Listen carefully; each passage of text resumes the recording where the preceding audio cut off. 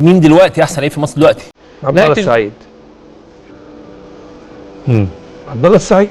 عبد الله السعيد ليه؟ راجل في السن ده وراجل عايش في الكوره، بيتمرن بياكل يشرب ينام كوره، بسم الله ما شاء الله على ماتشاته، اهداف بيحقق، السيست بيعمل، راجل بيلعب كل بس كولر امبارح قال لك ان امام احرج